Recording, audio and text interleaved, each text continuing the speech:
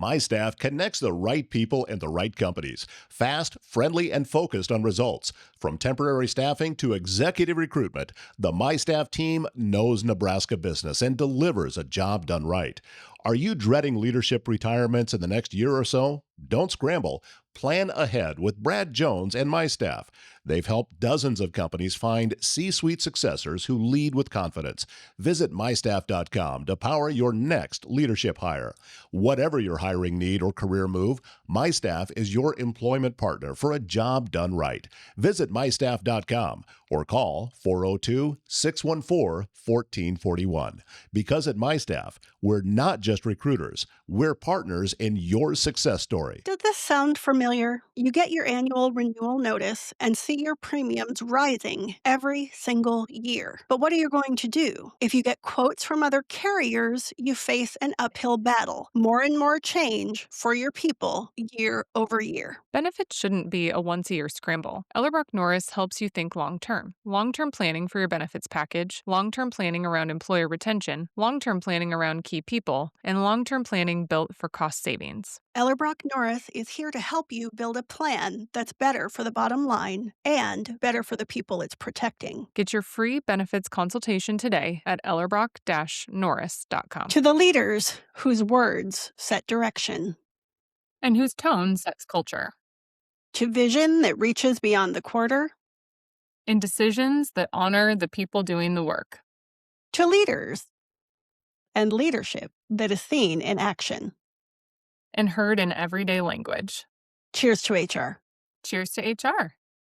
HR Wine Bar is supported by the Human Resource Association of the Midlands and staffed by HR professionals who volunteer their time to strengthen the profession and the workplaces that we serve. I'm Amy Luckenbill, president of HRAM and your host for HR Wine Bar.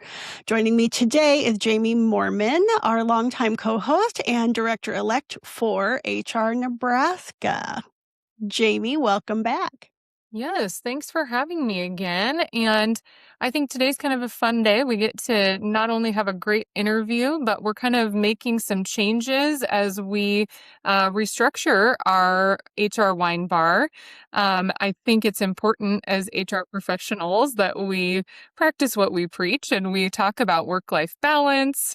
We talk about the importance of prioritization. And as HR professionals, we all know that those things change in seasons of our careers and just the craziness of life. So we're going to be adding some co-hosts to the HR Wine Bar to give some additional HR professionals an opportunity to co-host and share their perspectives as we continue to embrace the cool culture that we have here on the wine bar, but also continue to embody what we set out to do. And that's really to be a great resource and to share the stories of those that we're interviewing in our community as we continue to grow the wine bar. So I'll still be around from time to time, but Amy's going to take the lead and we're going to have some great co-host rotations from the board. So excited about that.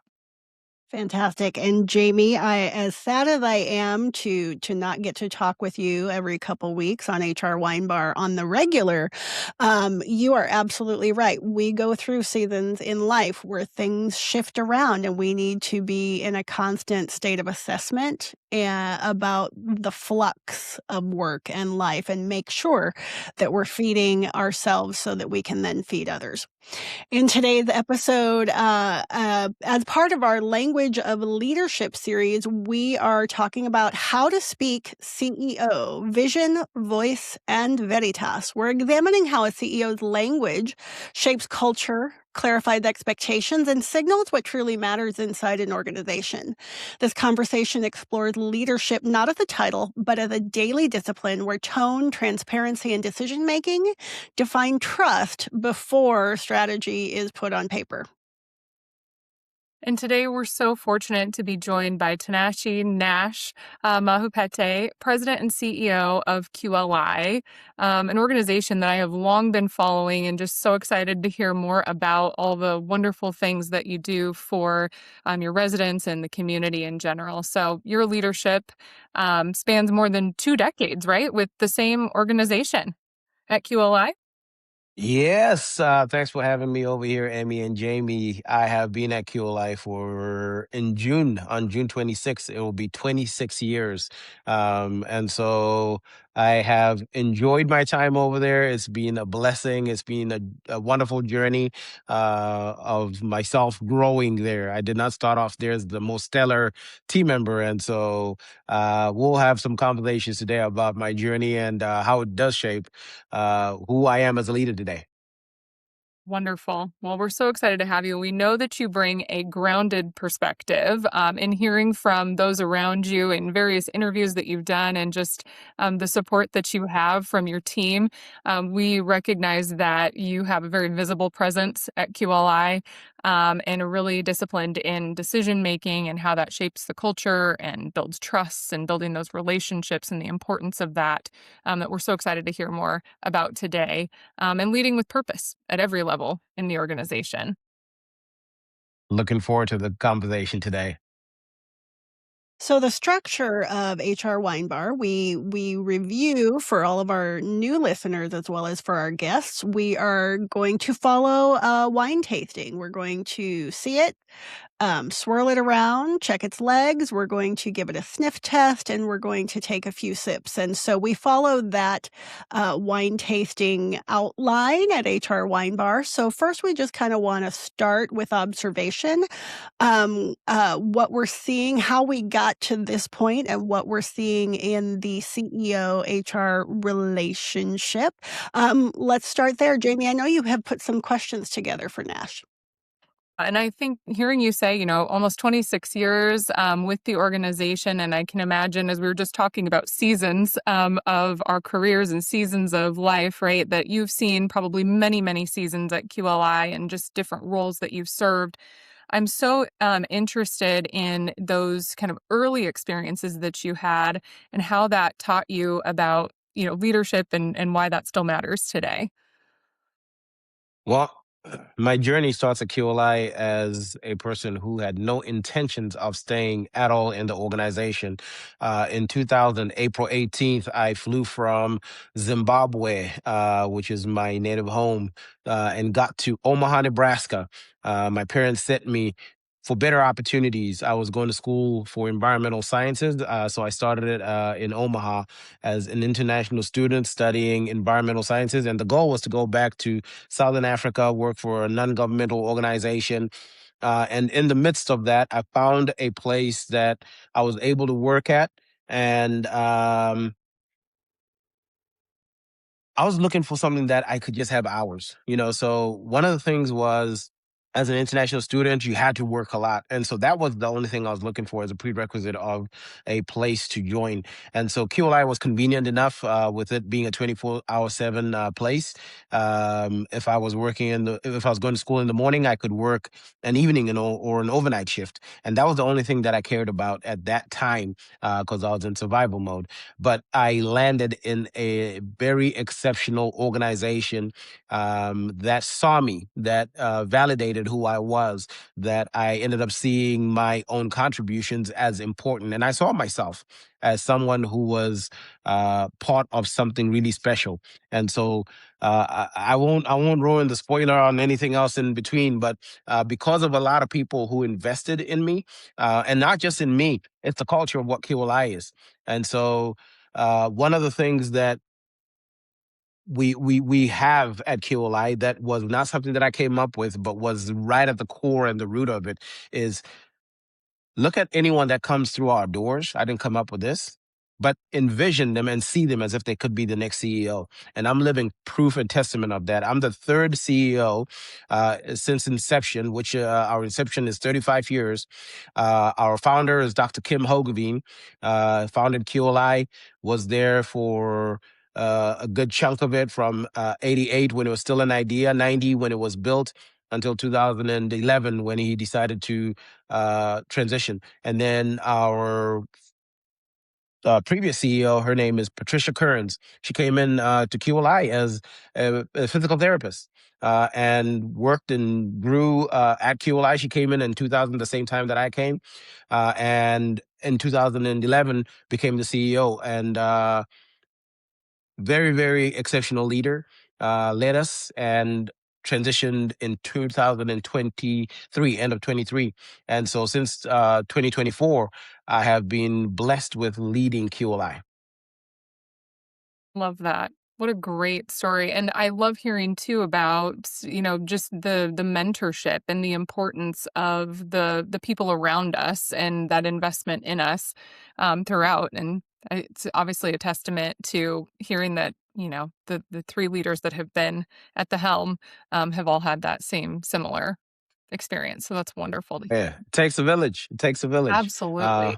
And I do believe that you, as a leader, are there to help other people elevate. The idea of we are able to do things by standing on the shoulders of those that came before us is essential, because they did help hold me up and help me see as far as we could go. So QLI is a very unique and special place. Even the transition that we had. You will not find in another organization. I had about 11 months with my predecessor to work on a transition plan. So we have a very amazing board that would allow something like that. And because my predecessor was wired in a manner to say, I have to let other people take on and grow and have more responsibility in a manner that they'll be able to succeed versus, hey, I'm leaving and peace out in the next 30 days. Yeah, setting you up for long-term success there. And now with that responsibility in your hands, Nash, as you enter rooms as CEO and kind of keep that concept that, QLI was built on of, kind of looking at each person saying, what's the potential here? Could they be the next CEO? What are those cultural signs that you're looking at as you, meet with your teams, you walk into the room? What are the things that stand out to you that kind of determine the health within the organization? Oh, we really start right at the core of who we are as an organization. And QLI, uh, we're not just this rehab place where people's lives are being transformed. From inception, it was imperative when Dr. Hogeveen started the organization. He went around the country and was looking for. He called it this search for the magic. This place on families were looking. I'll give you some pretext before I get to the context. Families were looking for a place for their loved ones because you had families who were going to bed with young adult children having this twisted thing of, I want to outlive my child. And that's twisted. If there's any parents listening, but that is what families were going to bed thinking. I want to outlive my child because they were taking care of their young adult children and they did not have any other place that was suitable enough for their children to have great lives. And so that was their dream, is to say, I need to outlive my child because no one out there can love him like I can. And there was no other place. Young adults were destined either for living with their parents until death or going to skilled nursing facilities with geriatric population. And you're talking about a 19-year-old going into geriatric place.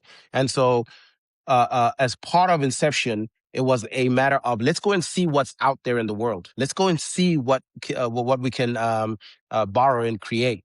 And around 1990, there was a report from the Department of I think it was Labor and Health, two different reports.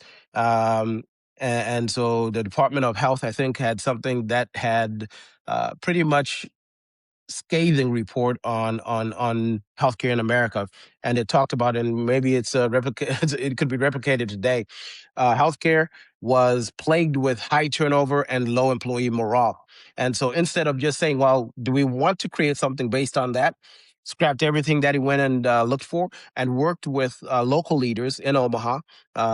And helped then figure out, okay, what culture are we going to create so much that you can take the culture at QLI and put it in any business out there, whether it's you could be a bricklayer and be working on that. You could be in construction. You could be in, IT. You could be in banking. Create first a great culture and then end up figuring out what business are we doing. And I say that we're in the business of changing lives. And so when people are coming over here and they're saying, okay, what do you do? I say we do two things. One of them is we facilitate neuroplasticity because we're getting people with brain injuries, spinal cord injuries, and helping them learn so that they get back to life. And then the second thing that I say that we do is that we're hope dealers, because when people are at the weakest point in life, it's a matter of how do we create this place so that you can say, life is still worth it. And so you have to do that, and to get to do that, you have to have a solid foundation of your team member base, and I think Amy said, language is important. We don't call our team members staff, or they're team members. We are part of this team of 455 individuals. So language is essential on how we speak. I don't have direct reports or any of that stuff. That we X out a lot of those things that create this hierarchy. We have pretty much a flat system at QLI, and so all those things where you end up joining this organization from day one that is mission centric first, so everybody has to know the mission. You don't get a raise at QLI without knowing the mission. Why are you here? You have to understand that. And then when you ask some other things on culture, some of our cultural values are mission, being optimistic, being universal, being willing to go anywhere, invested in others, being accountable for my actions, being relentless and driven. Those are all things that we have when it comes to our cultural values. And that's what we believe, and that's what you see, so you have to believe them, and then you have to exhibit those cultural values. So those are all pieces in a long answer to talk about who we are, where we came from, what we are doing, short of where we're going in the future. Absolutely.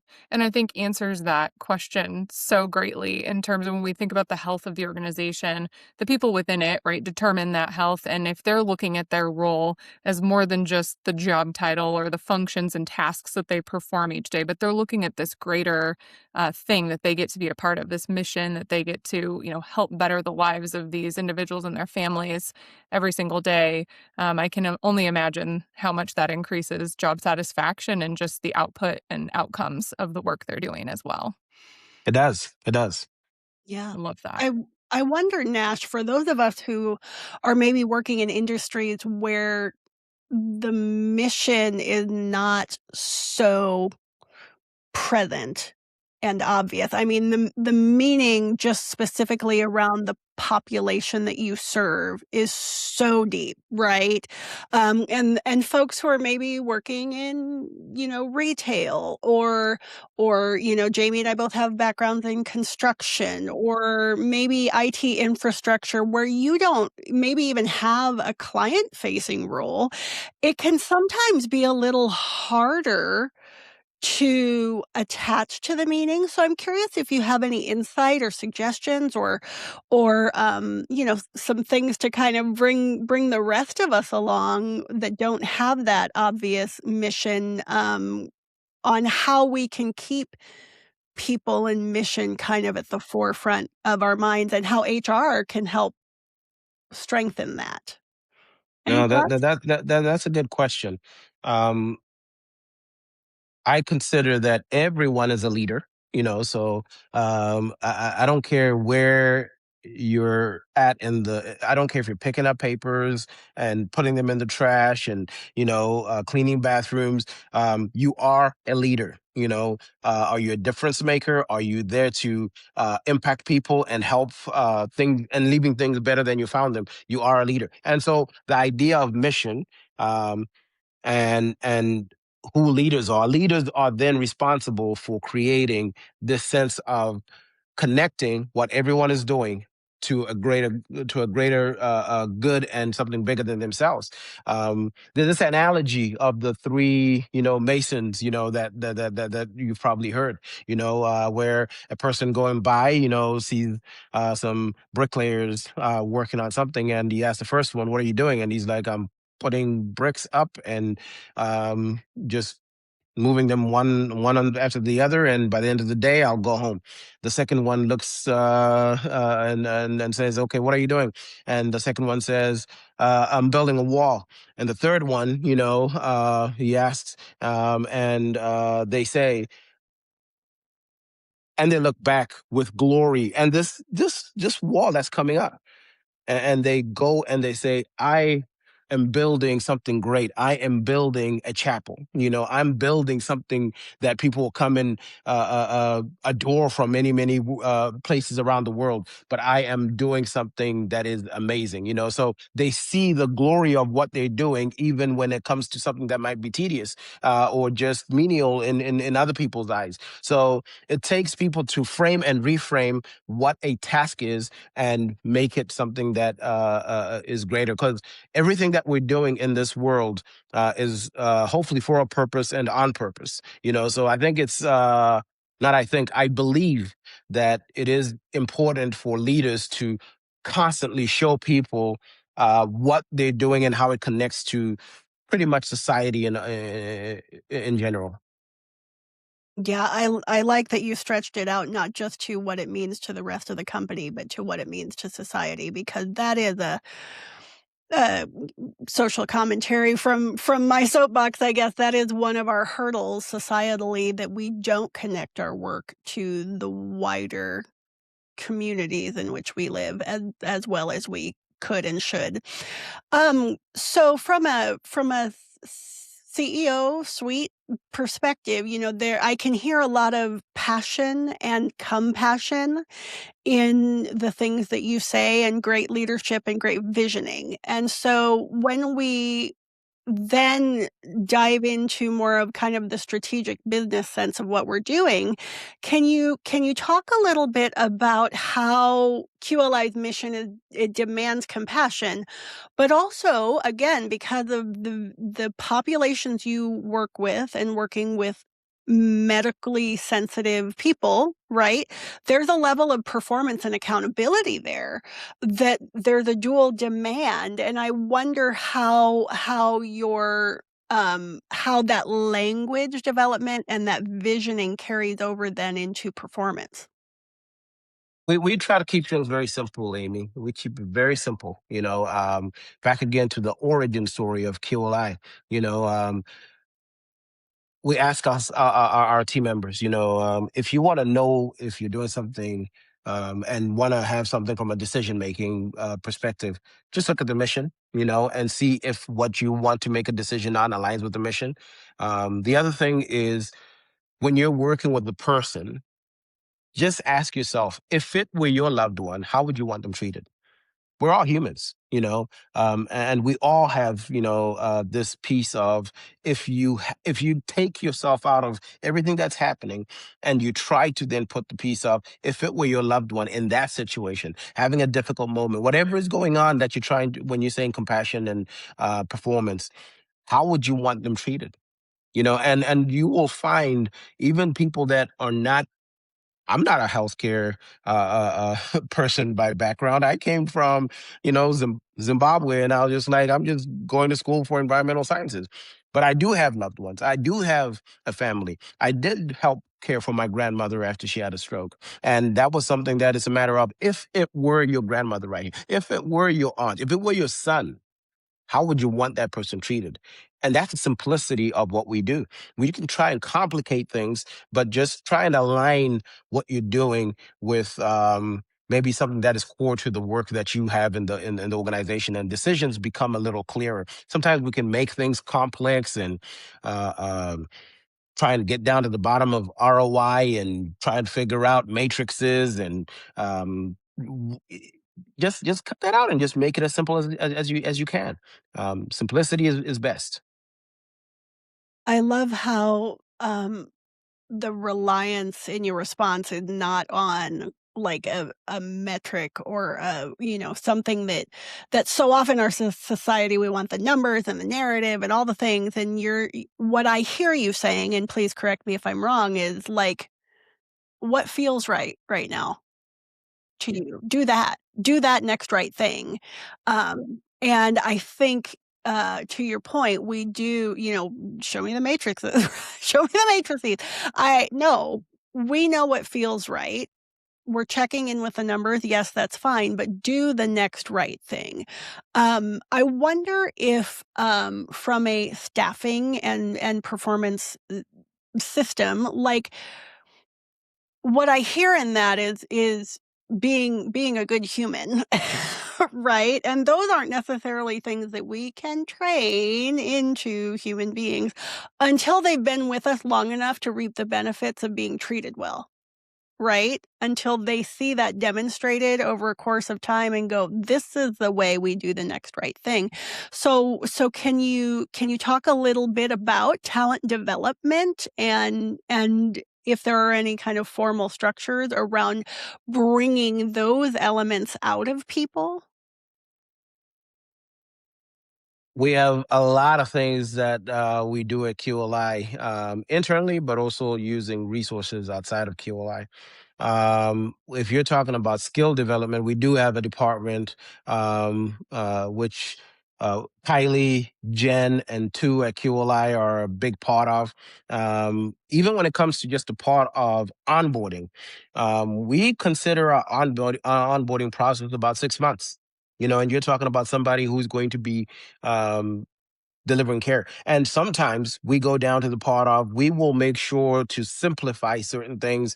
And I just say to individuals, and this is simple, if you're a team member at QLI and after your first 6 months there, you want a good raise, and we just say, do two things: show up and have a positive attitude. That's all we want the first 6 months. Some people are trying to move the needle so many ways, and it's like, keep it simple.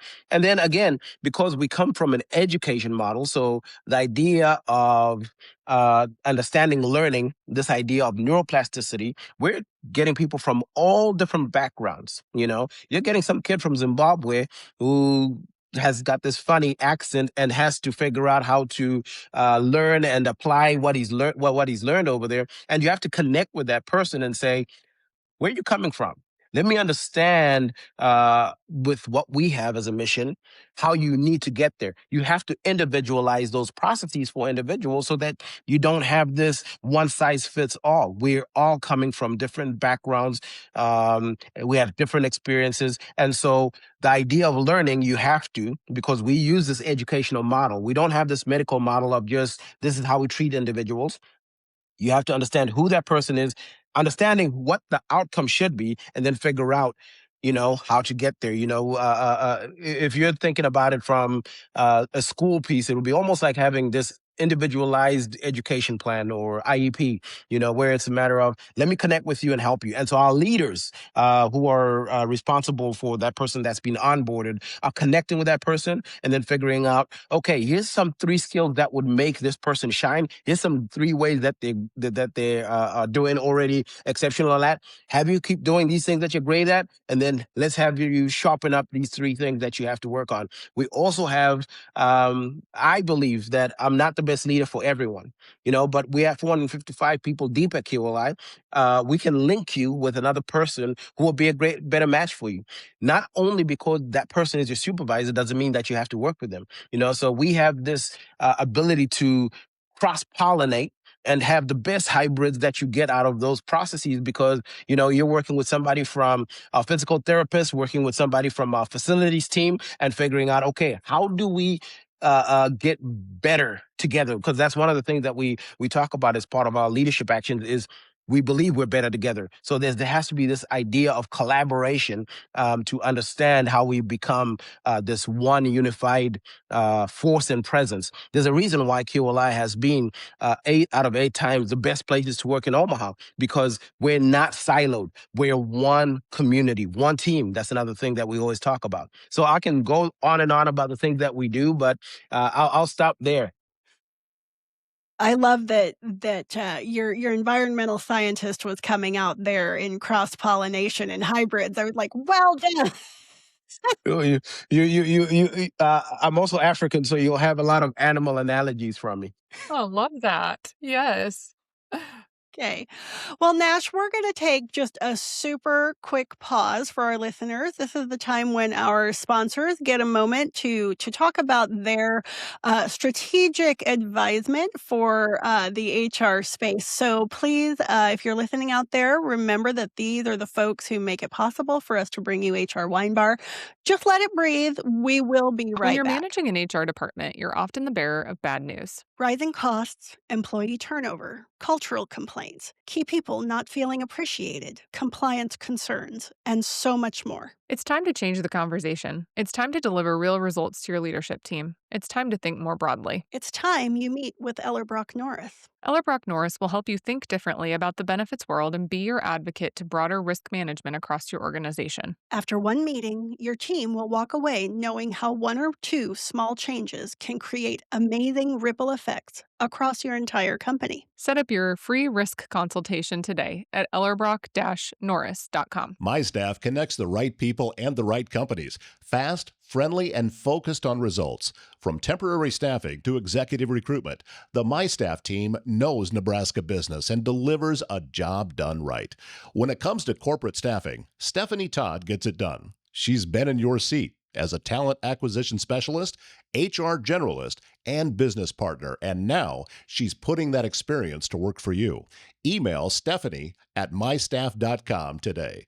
Whatever your hiring need or career move, My Staff is your employment partner for a job done right. Visit mystaff.com or call 402-614-1441. Because at My Staff, we're not just recruiters, we're partners in your success story. Welcome back, friends. We have taken a look at our wine and we've swirled it around a little bit, and now we're back with Nash to do our sniff test. Now, this is our reality check situation where theory meets practice, and we're going to, Nash, propose a few scenarios to you and just use those as jumping off points for more conversation. These are conceptual. They are AI generated. You know, there is no specific person that should be named. These are just plausible scenarios that a CEO might deal with. And I think Jamie has our first one today.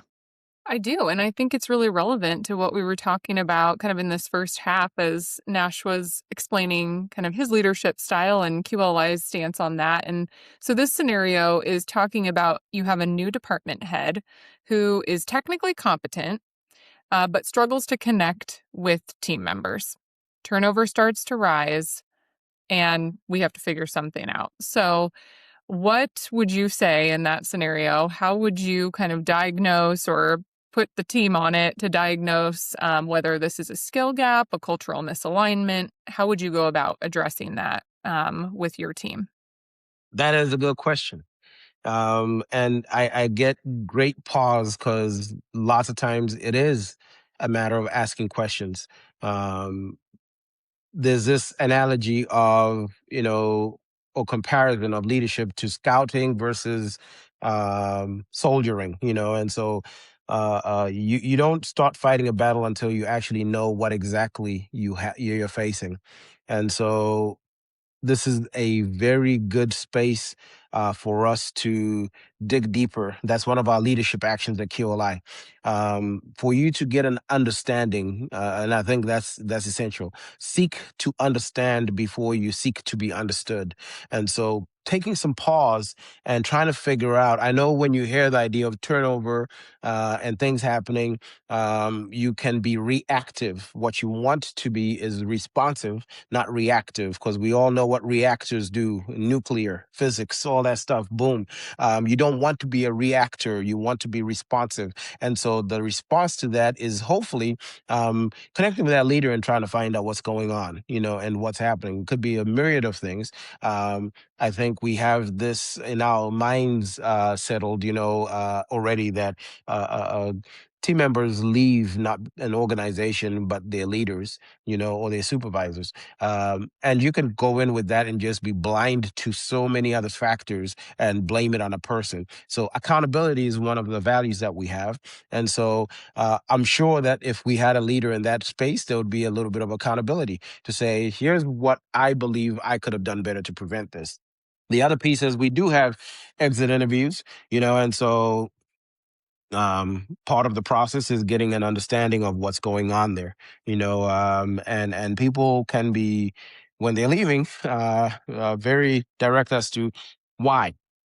So putting credence into some of that is also essential. The other piece is you still have people around, and so asking individuals, and finding out, we have a check-in process that I promote at QLI because it worked for me, when people were asking me, and it's a cadence of about at least 90 days. You should be checking in with people on what's going well, what's not going well, in work and in life, that is, because we're one big community. And so you have to understand those things. Why do you work here? Getting that, and really that will cement the reasons of what you're supposed to be doing. What will get you to leave, is another important piece to find out.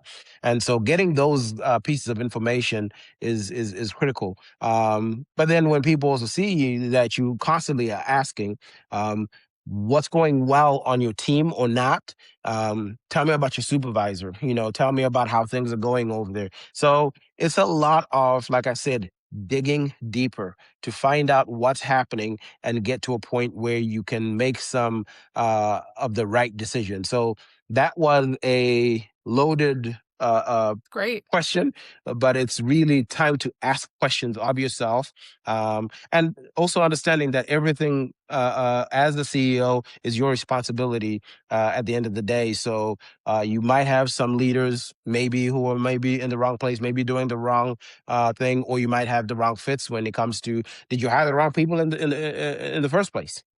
Hmm.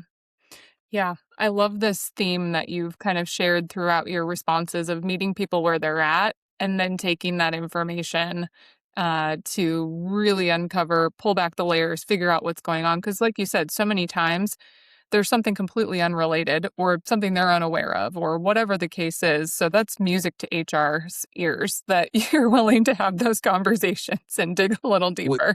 we, And we must have those conversations. mhm, We mhm, must. absolutely. Mhm. Well, Okay. great job on scenario one, Nash. You hit the mark. Okay, I think, a scenario 2 is mine. Okay. So let's say, Nash, that an organization has implemented some kind of performance system that is, more structured probably than do the next thing that feels right. And it in the end, what happens is the system rewards results, which is great, but it inadvertently kind of discourages innovation and learning and kind of makes people back up and stay with what's safe.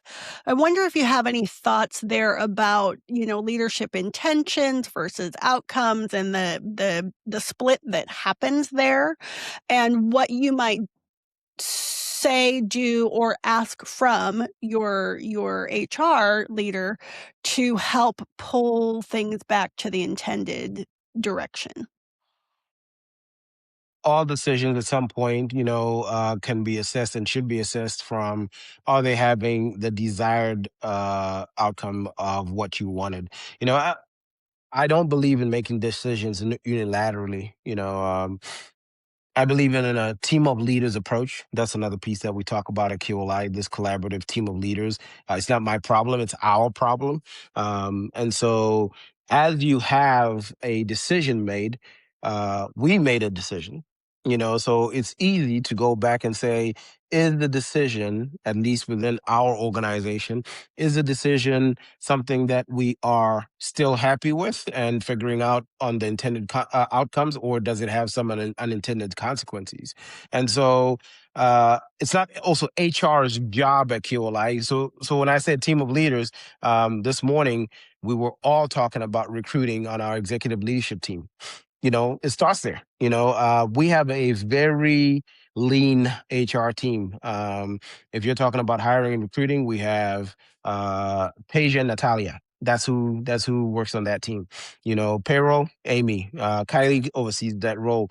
Skill building and onboarding is Jen and two. So you're talking about very lean processes that we have. And so knowing that you will have some times where a decision is not having the desired outcome, we're nimble, we're agile enough. We have to go back and just say, hey guys, this is what we've done. We've done that at QLI, where we put in some maybe processes that we thought would be the best thing, and we have the input of team members as well, who have said, yeah, I think this could be something, and it's not working. And so we have to go back and say, hey guys, what we thought, not what I thought, but what we thought was going to work well isn't. So let's iterate. And I believe in iteration. There's nothing new under the sun. And so you have to just continue to say, what do we tweak? Or sometimes if it's really hurting us, what do we scrap? We need to scrap something. Does that answer your question? It does. It does. I love everything about that. I was like, oh, you would be a dream to work with, sir. We have been very lucky on HR Wine Bar that the folks that we have had on when we ask these questions, like the answers just flow out, and they are dream partners for HR, people who just understand the importance of the people function. And I love that. I love everything about that. You are in good company. That's awesome. That is awesome. I will also be the first person to say it's easier to put in theory until you're faced in that situation, and then you have to make some brave decisions that could impact people. And so those are things that we have to always, in theory versus in practice, we will have to figure out how that is. So these, like you said, are AI generated scenarios, but when it hits home and people are involved, you have to be really slowing it down and make sure that it does not impact people adversely, but also you have to understand that mission is at core. And when I say mission, I ask this question of people at QLI all the time, on who do you serve? Because that was a question that I got asked. And I firmly believe the first few years at QLI that I was like, I serve the residents and the clients, maybe their families too. And I was told that was wrong. And I was like, then if that's wrong, then who do I serve? And it's like, I do serve the mission is what I ended up learning. I serve QLI. Why? Because QLI's mission serves the residents, the clients, their families, team members, funding sources, our community, so that's when I ended up, oh, okay. So if I am going to make a decision that is tied to the organization, I understand how it will pretty much have all those stakeholders in mind, not just having this myopic view on things and then maybe leaving out some important stakeholders in the process. So I always tell people I serve QLI, and the people that have been there enough times kind of get to that point of, oh, okay, I see where that is. There's a lot more smarter people than me because it took me a few years. People get that within months. I love that the lens view. One of the things that I have trained on in a lot of onboarding sessions actually is talking to my employees as they come in about what I call the three lenses. It's the stuff that's right in front of you, the client or the computer or the whatever, and then it's how you are involved in a workflow and where you fit in that, and how someone else's work affects you, affects another person's work, and then all of that. The umbrella lens, the organization, and the mission of the organization. And so, again, Nash, you're a dream. Well, QLI is a dream. I'm living the dream right now. Fantastic. So wonderful. Well, we are moving over into our next section of HR Wine Bar, which is where we get to sip. We have seen it, we've swirled it, we have taken a sniff test, and now it's time to take a couple of sips. And so this is our kind of rapid fire off of some of our late night TV shows. So I'm going to propose the start of a sentence, and I'd like for you to finish it in a couple words or a phrase, and we're just going to go click through these 12 or so sentences, and they're rapid. So first thing that comes to mind, and if there's any answer, we'll tell you in advance. We're happy to edit out. And The answer is always B. Multiple choice here. Oh, that's what I thought. The answer is always B. Okay, so A CEO's first priority is Mission. the most underrated leadership habit is Listening. the most overrated executive trait.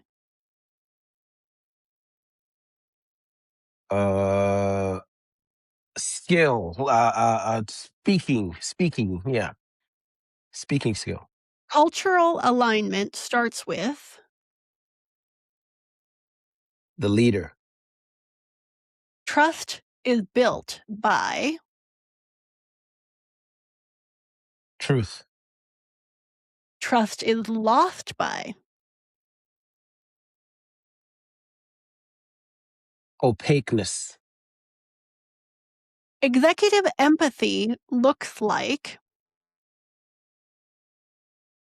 Human. decision transparency means Clarity. purpose. No, go ahead. I'll say truth again when it comes to that. Yeah. There you go. Truth and clarity. Purpose shows up when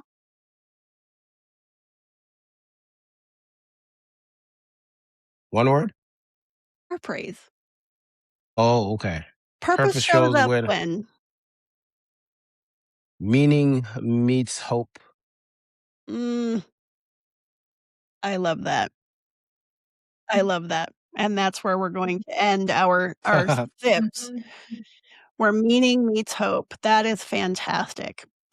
I love that. Thank you for the rapid fire. I love the structure of that and how we get so much, we get so much meaning in just a very few words. And so I think we've got a really good picture, Nash, of your leadership style. And we're blessed to have it. Thank you. Well, it was an honor to hang out with both you and Jamie today. You guys are doing amazing things. And I think you told me that I have to say, and I want to say, cheers to HR. Fantastic. We're not there yet, sir, but we'll We're do it not there again. yet. That's okay. Look at you taking the cue. Love So it. Jamie's going to wrap us up with kind of a summary.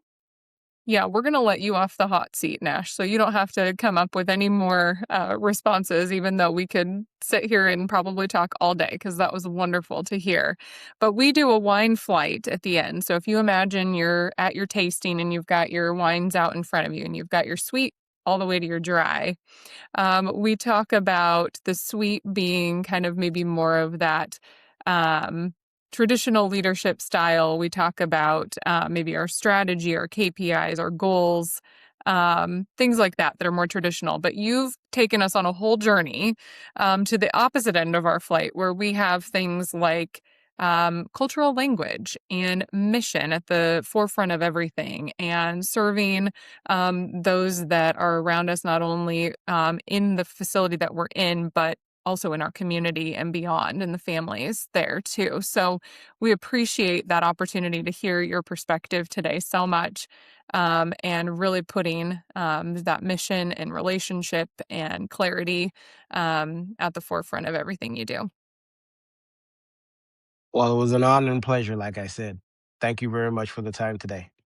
So we like to do a call to action for our listeners. So I would encourage all of you to just kind of review Nash's leadership language, because so many fantastic little nuggets, and I was not writing them down. I wish I had one to pull right to the tip of my tongue. But I'd like for everyone to think about the ways in which they can help guide their CEOs, their leadership teams, their organizations toward doing the next right thing and continuing to just cycle through iterations until we're getting just tiny steps better all the time.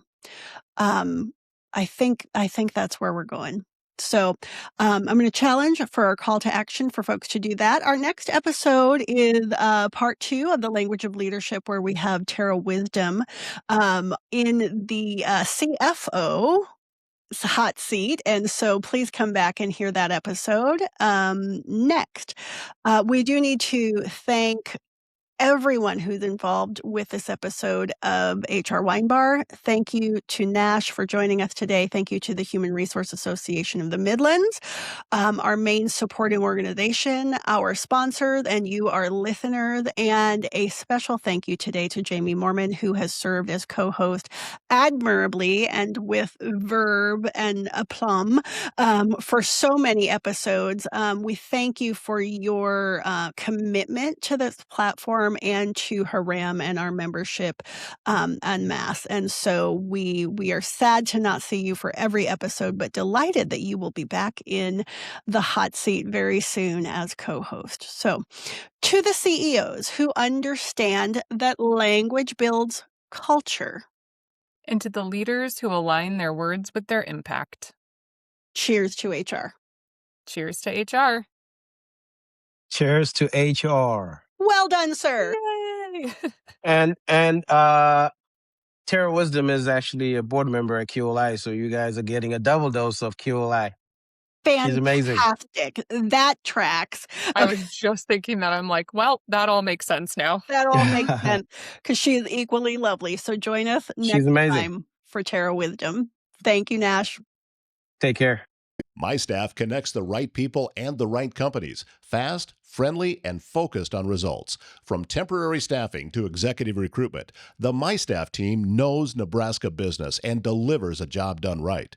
From Norfolk to Scottsbluff, Steph Miller knows Nebraska recruiting. With more than 20 years of experience, she connects talented professionals with the companies that need them most. For your next key hire, call Steph at 402-614-1441.